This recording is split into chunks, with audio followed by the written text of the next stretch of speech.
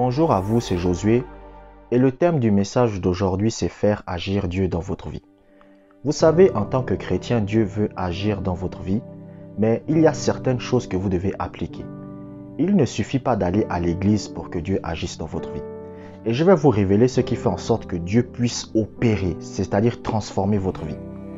La première chose que vous devez comprendre, c'est que vous devez faire de Dieu la priorité. Écoutez, un chrétien, un enfant de Dieu, c'est quelqu'un qui a fait du Seigneur la priorité. Un chrétien, il s'en fout de se marier ou de ne pas se marier. Un chrétien, il s'en fout de ne pas avoir l'argent ou d'avoir l'argent. Le plus important d'abord pour un chrétien, c'est Dieu. Je ne suis pas en train de dire que le mariage c'est mauvais. Si vous voulez vous marier, et par la grâce de Dieu, c'est pas une mauvaise chose. Si vous voulez avoir des enfants, c'est pas une mauvaise chose. Si vous voulez avoir l'argent, rouler dans une Ferrari, Dieu n'a pas de problème contre ça. Le seul problème que Dieu a contre les chrétiens d'aujourd'hui, c'est qu'ils ne le cherchent pas lui en priorité.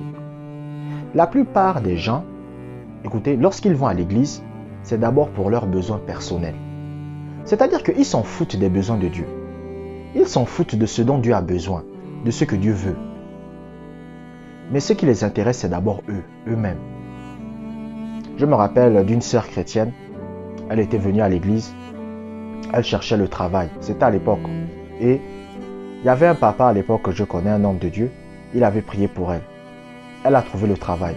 Quand elle a trouvé le travail, elle a quitté l'église, elle est retournée dans sa vie. Pourquoi? Parce qu'en réalité, la priorité de sa vie, c'était pas Dieu. C'était son travail, c'était elle-même. Donc en fait, beaucoup de gens aujourd'hui, pour eux, Dieu, c'est un majordome. Ça veut dire quoi? C'est un serviteur. Aujourd'hui, les gens ne sont pas là pour servir Dieu, mais pour que Dieu les serve. Je me rappelle d'une sœur, à l'époque, elle s'en fout de Dieu. Hein. Après, quand elle est sur le point de passer le bac, elle prie maintenant Dieu. Oh Dieu, donne-moi le bac. Oh Dieu, donne-moi le bac. Dieu lui donne le bac. Quand Dieu lui donne le bac, elle s'en fout encore de Dieu, elle repart vivre sa vie. Quand maintenant il y a besoin du visa maintenant. Oh Dieu, le visa. C'est pas comme ça que ça marche. C'est pas comme ça que ça marche. C'est-à-dire que vous ignorez quelqu'un pendant 6 mois. Quand maintenant vous avez besoin de lui. Il y a des chrétiens en fait, moi j'arrive pas à comprendre. Même sur le plan naturel. Voici quelqu'un que vous avez ignoré pendant 1 an. 6 mois. Vous ne lui parlez pas. Vous ne venez pas le voir. Maintenant tout à coup quand vous avez des problèmes, vous venez à lui. C'est ce qu'on appelle l'égoïsme. Écoutez, fâchez-vous contre moi. Moi, je suis là pour vous dire la vérité. Je ne suis pas là pour vous mentir. On appelle ça l'égoïsme. C'est-à-dire, c'est quelqu'un qui ne pense qu'à lui. Est-ce que vous me suivez? Et même les gens qui font ça en général, c'est des gens égoïstes. C'est-à-dire, vous ignorez quelqu'un pendant 6 mois, pendant 1 an, pendant 2 ans. Quand maintenant, vous voyez que, oh, j'ai un problème, vous contactez la personne. C'est ce qu'on appelle l'égoïsme. Et beaucoup de gens se comportent comme ça avec Dieu. C'est-à-dire qu'ils ne voient d'abord que leurs propres intérêts. Ils ne voient pas les intérêts de Dieu. Beaucoup de chrétiens, Dieu n'agit pas dans leur vie parce que leurs intérêts, c'est eux-mêmes. Qu'est-ce que j'ai à gagner? Vous savez, j'ai aimé un homme de Dieu, un jour il a dit, même si Dieu n'avait pas créé le ciel et que je devais aller en enfer avec lui, j'aurais choisi d'aller en enfer avec lui. Pourquoi? Parce qu'il ne voit plus ses intérêts. La Bible dit, l'amour ne voit point ses propres intérêts. Quand vous aimez quelqu'un, écoutez, c'est comme une mère et ses enfants. Quand une mère aime ses enfants, elle ne voit pas ses intérêts. C'est pour ça que vous allez voir qu'une mère, quand il y a la nourriture, elle va d'abord donner à ses enfants. Elle préfère mourir de faim et donner à ses enfants. Parce que c'est ça l'amour. Elle voit d'abord les intérêts de ses enfants. C'est la même chose avec Dieu et vous. C'est-à-dire que vous devez d'abord voir les intérêts de Dieu avant les vôtres. C'est les intérêts de Dieu qui doivent d'abord compter, pas les vôtres. Et quand vous faites des intérêts de Dieu votre priorité, c'est à ce moment que Dieu va aussi faire de vos intérêts sa priorité. La deuxième chose que vous devez comprendre, c'est que faire de Dieu la priorité de votre vie, c'est chercher à être comme Jésus. Il y a des chrétiens qui disent, oui, moi je fais de Dieu la priorité de ma vie. Mais si vous faites de Dieu la priorité de votre vie, en clair, ce que vous êtes en train de dire, c'est quoi? C'est que vous cherchez à être comme Jésus. C'est ça. Vous savez, le Seigneur a dit dans Matthieu chapitre 6, verset 33, cherchez premièrement le royaume de Dieu et sa justice.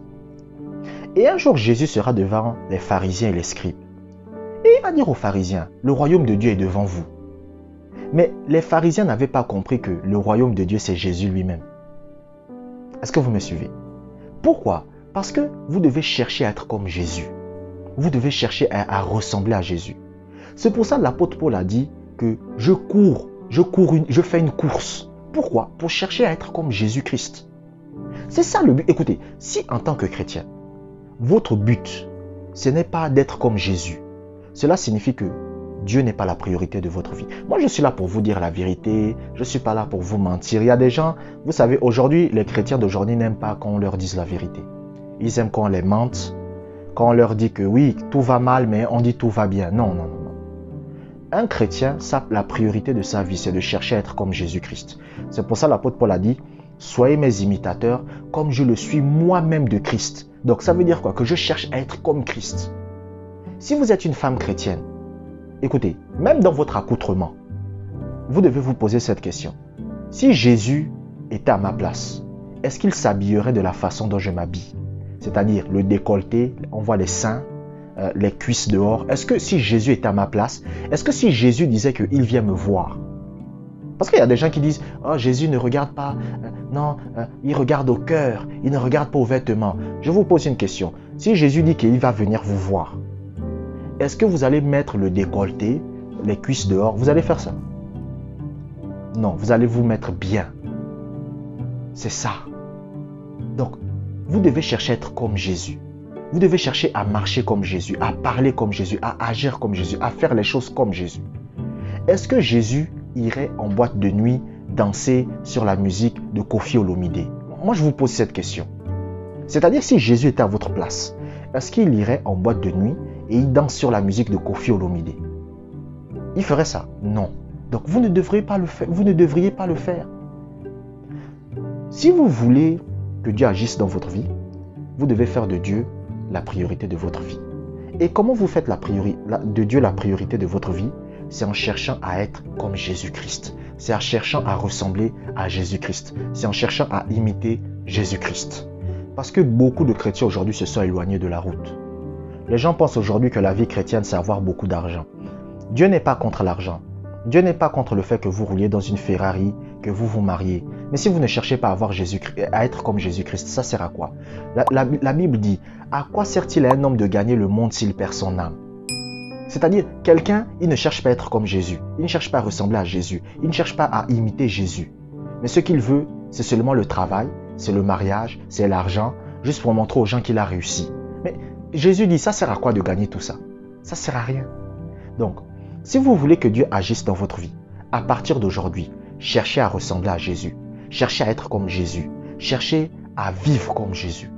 Et si vous appliquez ça dans votre vie, si c'est vraiment votre désir d'être comme Jésus-Christ, de marcher comme Jésus-Christ, de parler comme Jésus-Christ, qu'est-ce qui va se passer? Dieu va commencer à agir dans votre vie. C'est comme ça. Dieu n'agit pas dans la vie des personnes qui ne cherchent pas à être comme Jésus. Merci d'avoir regardé cette vidéo jusqu'à la fin. Abonnez-vous pour des prochaines vidéos. Que la grâce du Seigneur soit avec vous.